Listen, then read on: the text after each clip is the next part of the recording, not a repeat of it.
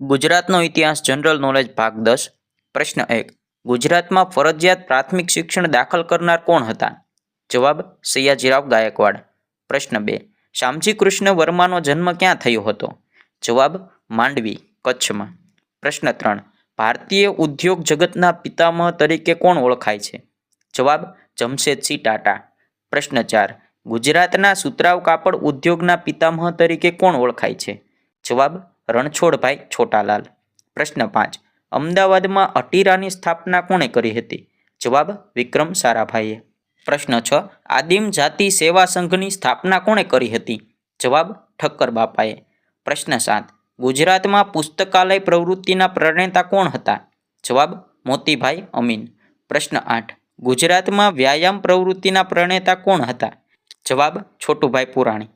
પ્રશ્ન 9 રાજપીપળા ખાતે વ્યાયામ પ્રવૃત્તિના પ્રણેતા કોણ હતા? જવાબ છોટુભાઈ પુરાણી. પ્રશ્ન 10 ભારતના ભાગલા પડ્યા ત્યારે ભારત સરકારની મિલકતોને ભારત અને પાકિસ્તાનને વહેંચણી કરવાનું શ્રેય ક્યાં ગુજરાતીને ફાળે જાય છે? જવાબ એચ.એમ. પટેલ. પ્રશ્ન 11 લોક ભારતી સંસ્થાની સ્થાપના કોણે કરી હતી? જવાબ મનુભાઈ પંચોળી દર્શકે. પ્રશ્ન 12 વડનગરનું પ્રાચીન નામ શું છે? જવાબ આનર્તપુર, આનંદપુર અને ચમત્કારપુર. પ્રશ્ન 13 ગુજરાતમાં છપ્પનિયો દુકાળ કઈ સાલમાં પડ્યો હતો? જવાબ ઈસવીસન 1900માં. પ્રશ્ન 14 મોહમ્મદ અલી ઝીણાના વડવાઓ ગુજરાતના ક્યાં ગામમાં રહેતા હતા? જવાબ પાનેલી ગામમાં. પ્રશ્ન 15 ગાંધીજીની હત્યા થઈ તે દિવસે કયો વાર હતો? જવાબ શુક્રવાર. પ્રશ્ન 16 મોહમ્મદ બેગડાની રાજધાની કઈ હતી? જવાબ ચાંપાનેર. પ્રશ્ન 17 સલ્તનત યુગનું ગુજરાતનું કયું બંદર સમૃદ્ધ થયું હતું? જવાબ ખંભાત બંદર. પ્રશ્ન 18 ગુજરાતના મૂક સેવક તરીકે કોણ ખ્યાતિ પામ્યું છે? જવાબ રવિશંકર મહારાજ. પ્રશ્ન 19 કર્ણાવતી નગર કોને બંધાવ્યું હતું?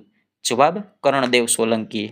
પ્રશ્ન 20 દેશની આઝાદી પછી ગુજરાતનો કયો વિસ્તાર કેન્દ્રશાસિત પ્રદેશ બન્યો હતો? જવાબ કચ્છ. પ્રશ્ન 21 મૈત્રક યુગમાં ગુજરાતની કઈ વિદ્યાપીઠની તુલના નાલંદા વિદ્યાપીઠ સાથે થતી હતી? જવાબ વલ્લભી વિદ્યાપીઠ. પ્રશ્ન 22 રાવ રણમલનું શાસન ક્યાં હતું? જવાબ ઈડરમાં. પ્રશ્ન 23 વડોદરાના છેલ્લા મહારાજા કોણ હતા? જવાબ પ્રતાપસિંહ ગાયકવાડ. પ્રશ્ન 24 ગુજરાતમાં સોલંકી વંશનો સમય કયો ગણાય છે?